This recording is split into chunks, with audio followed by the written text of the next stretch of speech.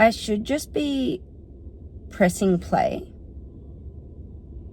in not even an organized way, just like this, like just pressing play and documenting my studio process for my own benefit, like for the benefit of me having a verbal documentation of my thoughts, my feelings, just the reality of being an artist. Because I think, like, especially for me, like I was scrolling through Instagram the other day and I was thinking to myself, all of this shit tells me nothing as an artist. Photos are perfect. The films people are putting together these days are just so stunningly beautiful. They are quite literally a work of art. Everything looks poetic and perfect. Sydney Contemporary's coming up, so there's so much promotion for that, and all these professional artist portraits, and the art world looks glamorous at the moment, is what I'm saying. And I sat down in the sun the other day and I pressed record and I just let words fall out of my mouth. And after that, I realized that feels good. That feels really just authentically messy, unapologetic. It feels like my creative life.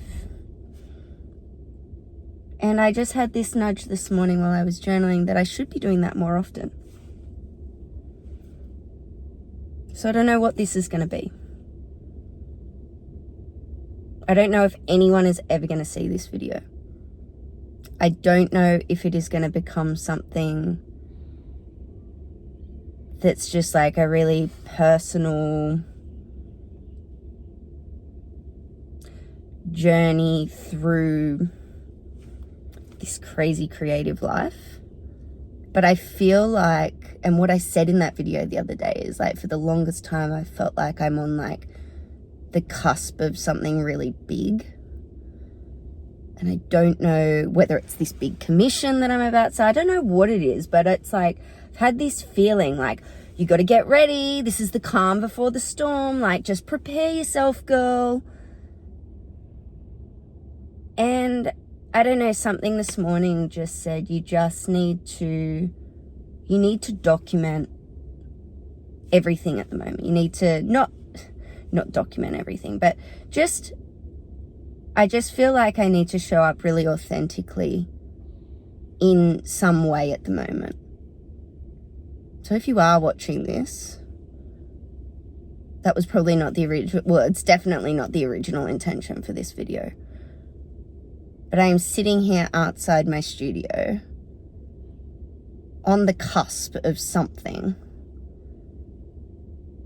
And I am at the very beginning stages of the biggest commission of my career. And I don't know what this is going to become.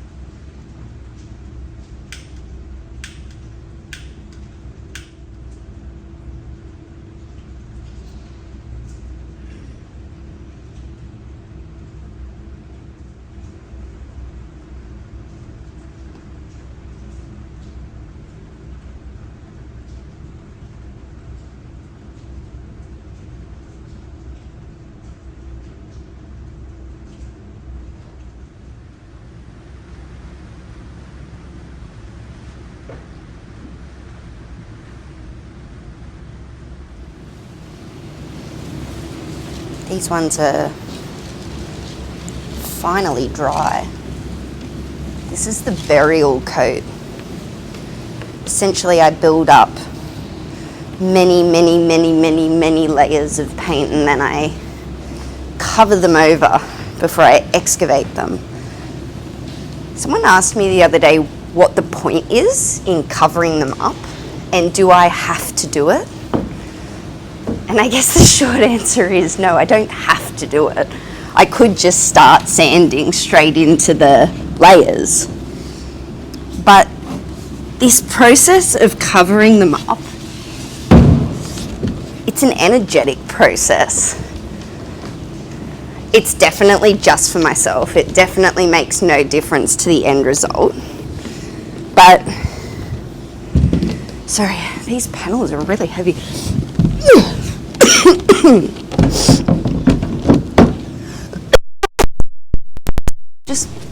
I'm coming off the back end of the flu,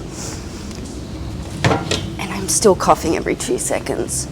But yes, I believe that work holds energy to it. And if you really tune in throughout your own creative process, if you have one, you will be able to feel at various stages when the work begins to get tight.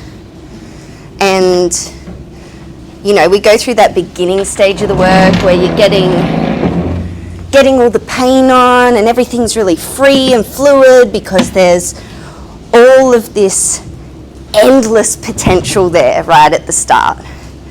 And then as the process continues and you begin building up more and more paint, and you kind of have a semblance as to where the direction of the artwork's going, inevitably they reach a point that gets a bit, it feels sticky almost, like the work has a bit of tension to it, like there's resistance.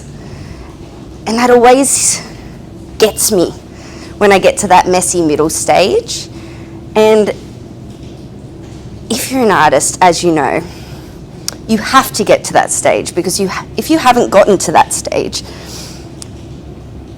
there's not enough there. There's not enough information there. Every artwork gets to a messy middle where you have to then use your discernment and go and really start to look at the work and go, well, do I really like that? Or what part of this artwork is really annoying me? And then we go through the stage of refining and making adjustments and usually making mistakes and then covering those up too. Eventually, at least for me, I get to the point of layering up all those layers, and it reaches a point where I'm like, okay, I'm really happy now. Now I'm just layering for the sake of layering. Now I'm just building up paint just because that's habit. And at that point, I find that I've got to, in some energetic way, I've got to let go of them. I've got to kill them. I've got to murder them. But not in a really violent way. It's more in a way that I'm releasing them. So I cover them up. I put this very thick coat of glossy paint over the top, and I guess the only reason I use like a glossier paint is because then I can still kind of see the texture. I can still see that there's like some sort of history or potential underneath. And by covering them up, I'm like giving them permission to become something completely different. Not completely different, but it's like me giving them a new lease of life. And it's like, with all of my works, they're all inspired by nature. And this is what happens in nature. Like, destruction must occur in order for something new to grow out of it. You think about fires, you think about floods, you know? And I think that wasn't the original intention. It was just like when it first happened, I remember the first work that I had to cover over. And I didn't have to cover it over. There was just something in me that just said, I gotta let it go. It's gotta become something different. I'll have to save that for a whole nother video, the full story, but it's my way of giving them permission to be even more beautiful. And so when I revisit them with the sander, which I probably can't do at this stage, they probably need a couple more days to cure. But when I do eventually come back in with the sander, it's like an archaeological dig. It's like there's nothing, and then very slowly I work my way back into the surface and I recurate things, and I kind of dig with the sander or with carving tools or with a Dremel, depends on the day. Generally I start with the big sander, and I kind of sand to a point that I go, ooh, that little spark in me goes, wow. And once I reach that point, then I kind of move out from there. And it's like digging to find buried treasure. Often I oversand, and this is something that I'm really working on at the moment. So I'm working on not getting too overexcited and having a little bit more control. Because in the end, I think it's that tension point that I'm always wanting to keep in the work. I want the tension between the control and the surrender. I want the tension between the smooth and the real rough and raw. To me, that is like the most authentic part of nature as well. And yes, I have been asked this before, are there works that you just keep sanding and you sand off all the paint? 100%. I would say that there's a good 20% of works that I completely murder and kill. And then I get to the end and I think to myself, why am I never disappointed? Like, if I do happen to just keep sanding and sand off all the paint, and months of my time has been wasted and liters of paint has been wasted, am I cranky? Funnily enough, I'm actually not. Because for me as the artist, my work is very, personally, it's not about the end result for me. Like, I live for this process. I live to be standing in that excavation process, in the layering process. It's almost like once the work is done, and when I do get like a good work, which, yeah, a lot of them do turn out well and I'm really happy with them, but I'm not attached to them. Like, I'm not attached to them as the end result. I'm more attached to them within the process. And so, like, for example, like this one here, this big panel, which is really, really heavy. I worked on this 150 by 150 panel for maybe 3 months. And the plan was to submit it for the Paddington. And just throughout the entire process, it was like pushing shit uphill right from the start. And energetically, I just got really frustrated with it. And I thought, am I going to keep wasting all this paint, layering it up, when it's just not quite, it doesn't feel good. There wasn't anything wrong with the composition or the colours, or, like, I could not pinpoint why it was that it just didn't feel right. But it didn't feel right. And it sat on this wall, and I kept looking at it and I kept feeling that resistance to it, and then I turned it around to face the other way and I stopped looking at it, I stopped working on it for a while. And then I kind of revisited it and I tried to love it. It's like a relationship. Sometimes you try and love a person even though you know they're not the one.